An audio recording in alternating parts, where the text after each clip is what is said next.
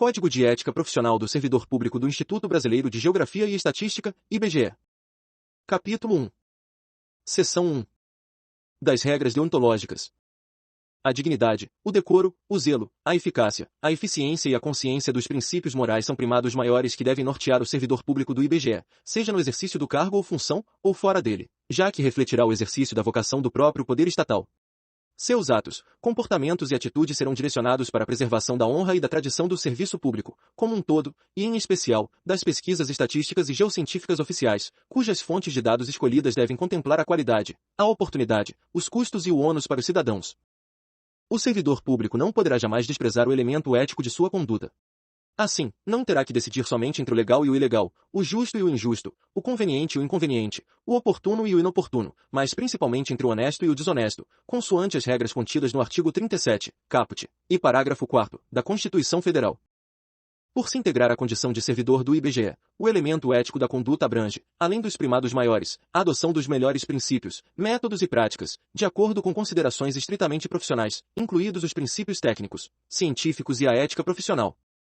A moralidade da administração pública não se limita à distinção entre o bem e o mal, devendo ser acrescida da ideia de que o fim é sempre o bem comum. O equilíbrio entre a legalidade e a finalidade, na conduta do servidor público, é que poderá consolidar a moralidade do ato administrativo. Para melhor exercício de sua função pública no IBGE, o servidor deve ter consciência da relevância das informações estatísticas e geocientíficas, a fim de atender ao direito à informação pública de modo imparcial e com igualdade de acesso. É imprescindível que o servidor do IBGE zele pela qualidade dos processos de produção das informações oficiais, adotando critérios de boas práticas tanto nas atividades finalísticas quanto nas atividades de apoio. A remuneração do servidor público é custeada pelos tributos pagos direta ou indiretamente por todos, até por ele próprio, e por isso se exige, como contrapartida, que a moralidade administrativa se integre no direito, como elemento indissociável de sua aplicação e de sua finalidade, erigindo-se como consequência, em fator de legalidade.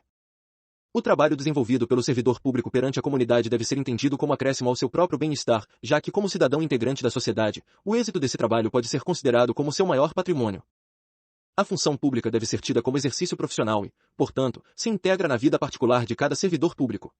Assim, os fatos e atos verificados na conduta do dia a dia em sua vida privada poderão acrescer ou diminuir o seu bom conceito na vida funcional.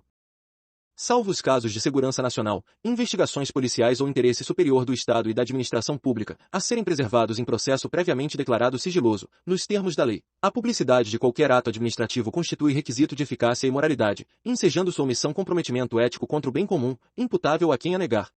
Entretanto, os dados individuais de pessoas físicas ou jurídicas coletados pelo IBGE são estritamente confidenciais e exclusivamente utilizados para fins estatísticos.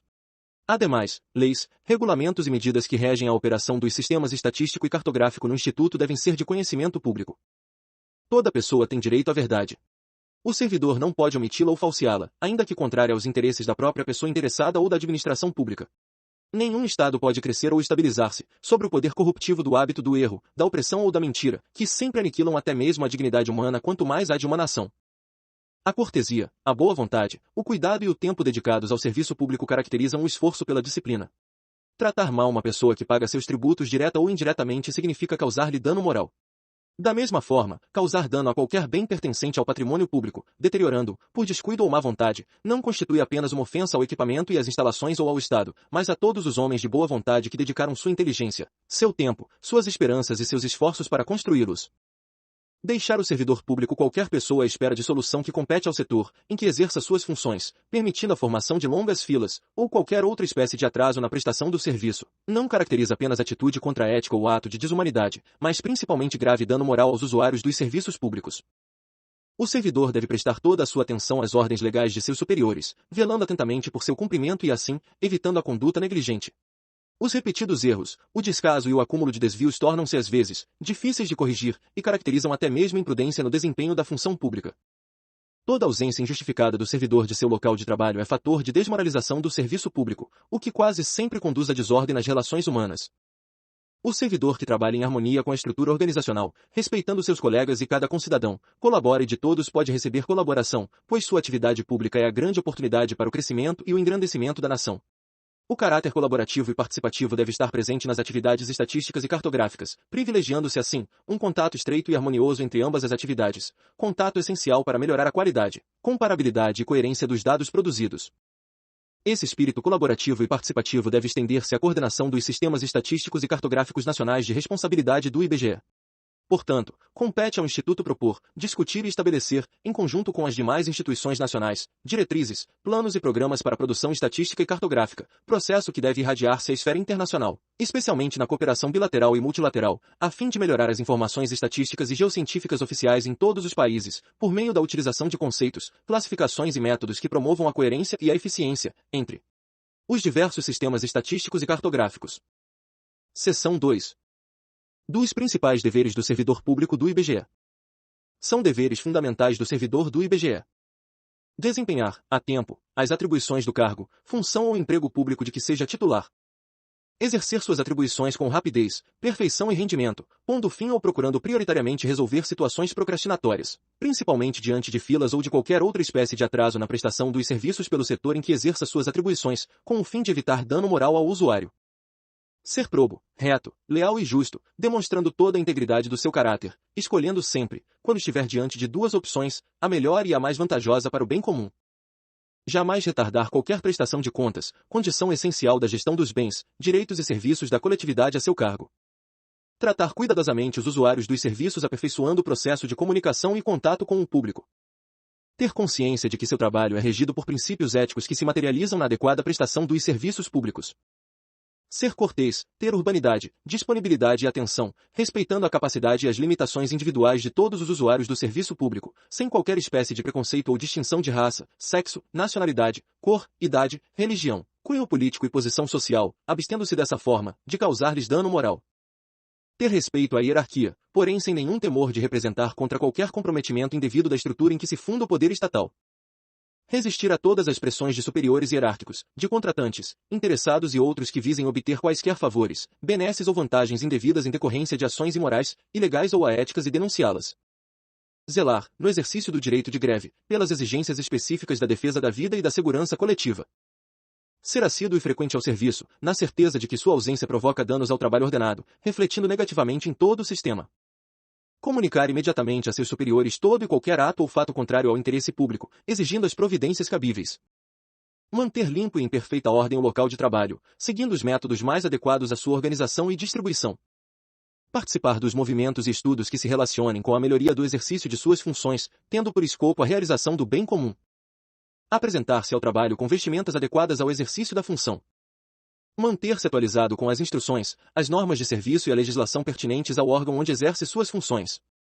Cumprir, de acordo com as normas do serviço e as instruções superiores, as tarefas de seu cargo ou função, tanto quanto possível, com critério, segurança e rapidez, mantendo tudo sempre em boa ordem.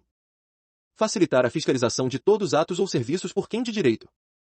Exercer com estrita moderação as prerrogativas funcionais que lhe sejam atribuídas, abstendo-se de fazê-lo contrariamente aos legítimos interesses dos usuários do serviço público e dos jurisdicionados administrativos. Abster-se, de forma absoluta, de exercer sua função, poder ou autoridade com finalidade estranha ao interesse público, mesmo que observando as formalidades legais e não cometendo qualquer violação expressa à lei.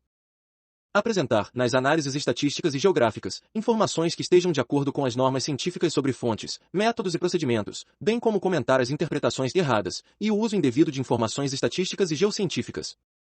Zelar pela qualidade dos processos de produção das informações estatísticas e geocientíficas oficiais, adotando critérios de boas práticas tanto nas atividades finalísticas quanto nas atividades de apoio. Divulgar e informar a todos os integrantes da sua classe sobre a existência deste código de ética, estimulando o seu integral cumprimento. A conduta ética do servidor do IBGE deve respeitar a legislação e as normatizações do Ministério do Planejamento, Orçamento e Gestão, assim como as normas internas desta fundação, expressas em suas resoluções, ordens de serviço, portarias, normas de serviço e memorandos. Seção 3. Das vedações ao servidor público do IBGE. É vedado ao servidor público do IBGE o uso do cargo ou função, facilidades, amizades, tempo, posição e influências, para obter qualquer favorecimento, para si ou para outrem.